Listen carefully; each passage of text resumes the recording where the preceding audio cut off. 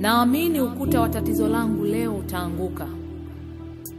Maana wewe pekee ndiwe mwenye uwezo wa kubadili tatizo langu kuwa mafanikio yangu.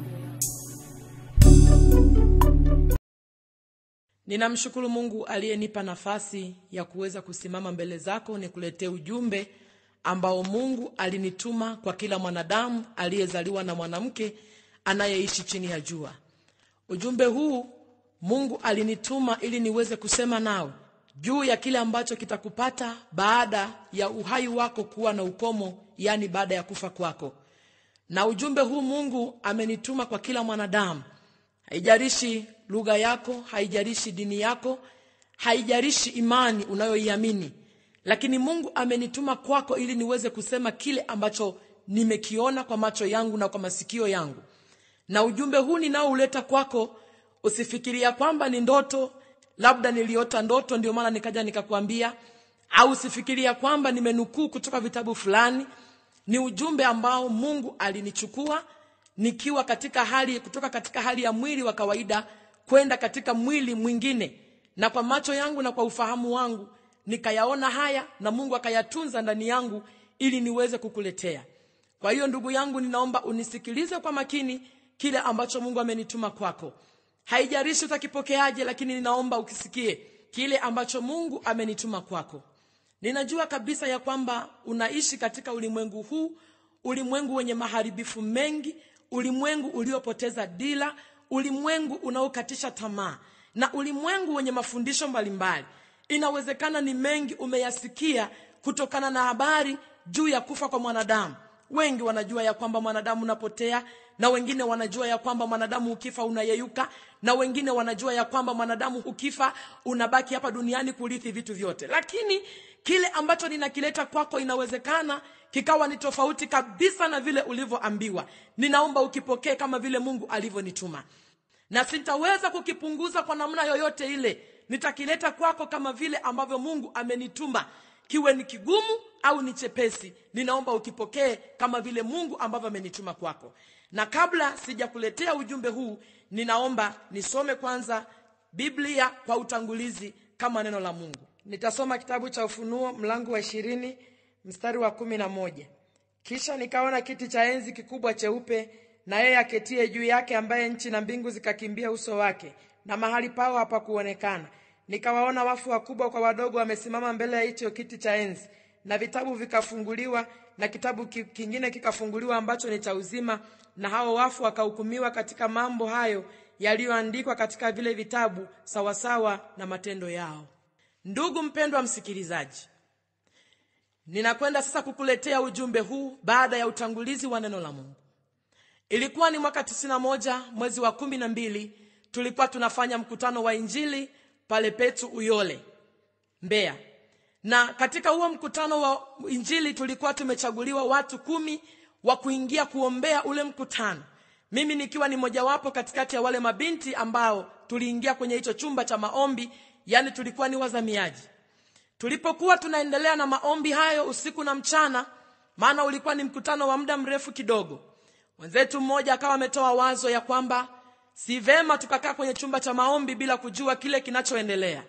Ni sharti tuende tukaone na kusikiliza, tugawane watu waende kusikiliza mkutano, kisha wakaone kile kinachoendelea, ndipo tuingie kumweleza Mungu kwa ajili ya kile ambacho kipo kwenye mkutano. Nilichaguliwa mimi kwenda kwenye ile semina iliyokuwa inaanza usiku saa 2.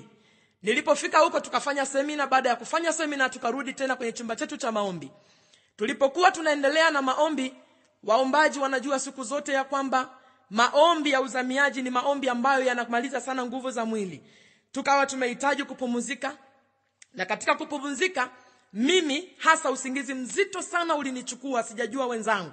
Ninasema kwa nafsi yangu maana mimi ndiye niliyekuwa najijua. Kutokana na ule uchovu, usingizi mzito sana ulinichukua. Baadaye katikati ya ule usingizi nikawa kana kwamba mtu amenivua ule usingizi, haupo tena. Nikajaribu sana kutafuta usingizi, nikajifunika mablanketi ya kwamba inawezekana ya kwamba labda kwetu Mbeya ni baridi, inawezekana nimepigwa baridi ndio maana usingizi umenipaa. Lakini nilipojifunika blanketi sikuweza kupata nafasi tena ya usingizi. Hatimaye sikuweza kuwainua wenzangu, maana roho wa Mungu hakunisukuma kwamba niingie kuomba. Nikabaki nimekaa huku, sina usingizi kabisa, wala kusoma neno sikusukumwa. Nikiwa katika hali hiyo, ndipo nikasikia sauti ikiniita. Ile sauti ikaniita jina langu, ikaniita ikasema Nyisaki. Ile sauti iliponiita, wazo lilinijia moja kwa moja kwamba inawezekana kuna mwenzangu labda amenigundua ya kwamba niko macho, sasa ananitaka tuingie kwenye maombi. Nilipotazama wenzangu kwa mara nyingine tena, hakuna aliyekuwa macho, wote walikuwa wako katika usingizi mzito. Sikuitika kwa ile sauti ya kwanza, nikabaki nimenyamaza. Ile sauti kajirudia tena, ikasema Nyisaki. Niliposikia sasa, wazo likanijia kama mwanadamu. Nikafikiri inawezekana kuna mtu nje ya mlango anataka nitoke nimfungulie. Lakini nilipotoka kwenda kufungua ule mlango, sikukutana na mtu yeyote, ila nilikutana tu na giza, maana ulikuwa ni usiku wa manane. Hakukuwepo mtu wala mnyama wala mwanadamu yeyote, kama kawaida ya usiku wa manane. Nikafunga mlango, nikarudi nikakaa. Ile sauti karudia tena Nyisaki. Iliponiita kwa mara ya 3, ndipo nikaitika. Nilipoitika, ile sauti kasema ya kwamba nimekuchagua uwe mtumishi wangu.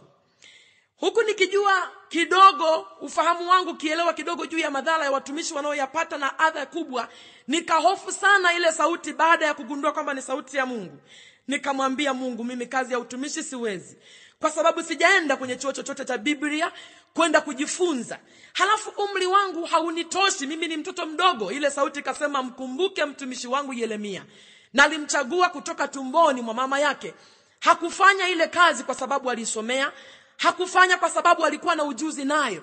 Alifanya kwa sababu mimi Mungu nilikuwa ndani yake. Nikaendelea kulia sana, nikiendelea kuomba kwamba Mungu, ninaomba mchague mtu mwingine, mimi siwezi. Nikijitazama jinsi nilivyo, umri wangu na jinsi nilivyo, nikahofu sana. Lakini ile sauti kasema, nimekuchagua uwe mtumishi wangu. Hutafanya hiyo kazi kwa shauri lako, utafanya kwa sababu mimi Mungu nimekutuma. Nikaendelea sana kupigishana kelele na ile sauti, huku nikiendelea kulia kwa sauti nikihofu. Baadaye Mungu akaniambia kwamba nimekuchagua, usihofu. Baadaye dada mmoja aliyekuwa kote kwenye chumba kile cha maombi, aliposikia ile sauti yangu nikilia, ikawa imewaamsha. Baadaye akafanya semina kama kawaida. Baada ya kufanya ile semina, ndipo tukawa tunatoka ili tuende kwenye chumba cha maombi.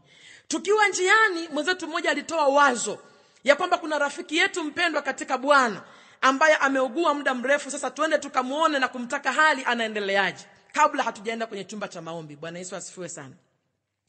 Tulipokuwa tumefika pale, tukamkuta ndugu yetu anaendelea vizuri. Tukamshukuru Mungu kwa maombi. Baada ya kuona ndugu yetu anaendelea vizuri, kisha tukaendelea kujifunza juu ya Biblia. Yaani mwenye swali gumu akawa anauliza kama mimi mahali fulani sipaelewi, na aliyeweza kujibu tukaendelea kujibizana hivyo hivyo tukisaidiana. Baadaye tulipotazama muda, tukaona muda wetu umekwisha.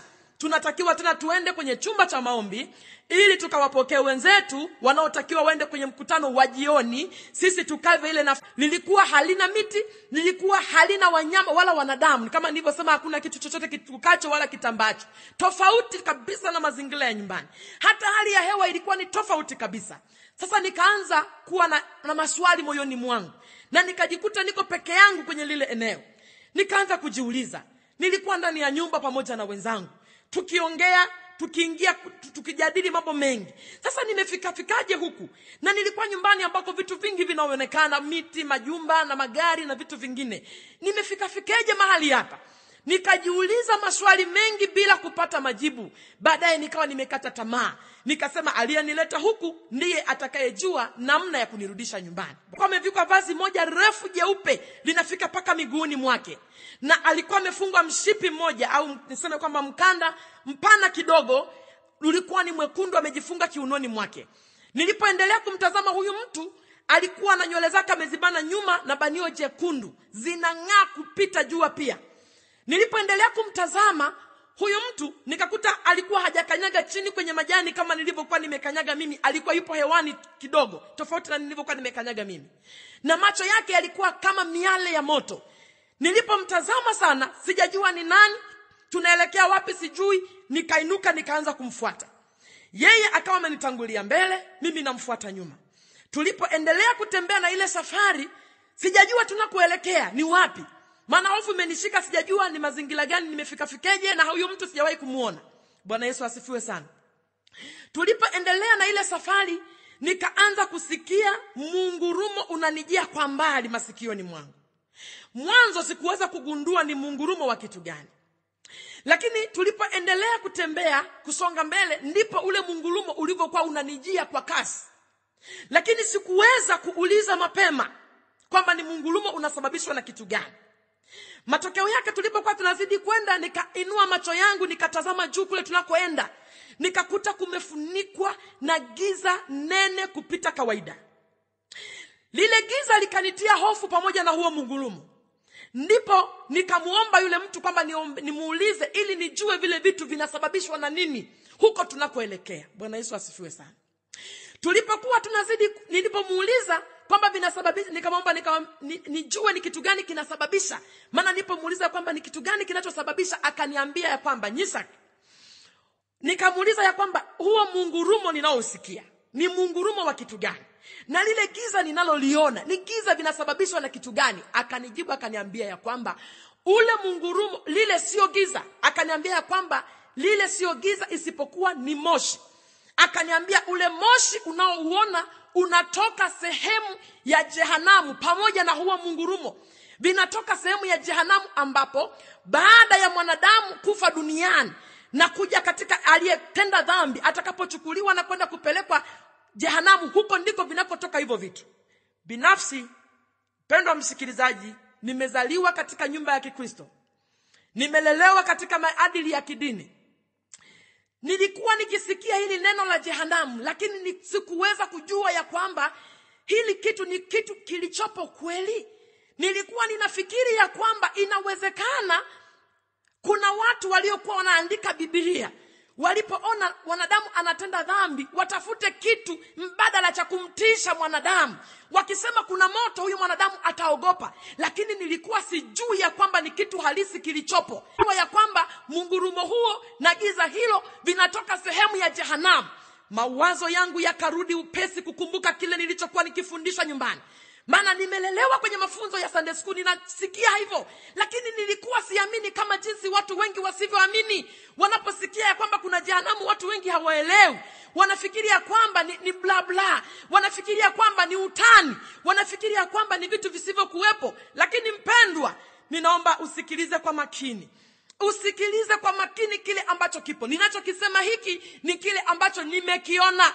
Ni kile ambacho nimeambiwa na nimesikizishwa na nimekiona ya kwamba nije nikueleze mpendwa. Moyo wangu uliumia sana baada ya kuambiwa hivyo. Nikajua ya kwamba sasa inawezekana nimekufa duniani, ninapelekwa kwenye hilo ziwa la moto. Nilianguka chini, nililia sana, nikimuomba yule mtu anisamehe, nikimuomba anirudishe nyumbani. Lakini hakuweza kunijibu chochote. Nililia sana nikiwa miguuni pake. Maana nalia sijauona moto isipokuwa ninaona huo mungurumo na lile giza lililoko. Nikalia kupita kawaida, lakini yule mtu hakunijibu neno wala hakuniambia chochote. Nikainuka. Nilipoinuka nikaanza kumfuata. Ndugu yangu mpendwa, ninajua ninasema nawe. Inawezekana kabisa umepokea mafundisho mengi. Inawezekana kabisa umesikizishwa mambo mengi. Maana dunia inazalisha mafundisho mengi kila iitwapo leo. Lakini kile ninachokileta kwako, ninajua inawezekana kitakuletea maswali mengi kichwani kwako, lakini ni ukweli usiopingika. Ninakisema kwa ujasiri kwa sababu nimeona na nimekwenda huko nikarudishwa ili nije nikuambie. Kwa hiyo sitakuwa na nafasi ya kukuficha chochote, nitakueleza ili uchague. Kama utaamua kwenda jehanamu, ni wewe umeamua. Kama utaamua kumtumikia Mungu, ni wewe umeamua. Lakini ujue ya kwamba kile nilichoambiwa sitakificha hata kimoja, ili ujue uwe katika hali ya kuchekecha. Kama utaamua kwenda navyo, hakuna mwanadamu anayekuzuia wala hakuna Mungu atakayekuzuia. Ni wewe, uamuzi unao wewe mikononi mwako. Bwana Yesu asifiwe sana. Nilipoinuka kwanza kumfuata, tukafika eneo ambapo